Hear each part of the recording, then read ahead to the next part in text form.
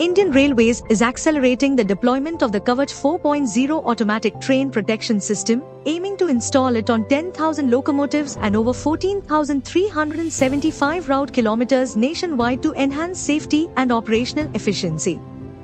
The bidding process is underway, with tenders for 1,105 RKM already opened and more expected by November 2024. In the Northeast Frontier Railway Zone, 1,966 RKM from Malda Town to Dibrugarh are set for installation. Sanctioned plans include covering over 30,000 RKM in 2024-25, 17,000 RKM in 2025-26, and up to 30,000 RKM from 2026-28.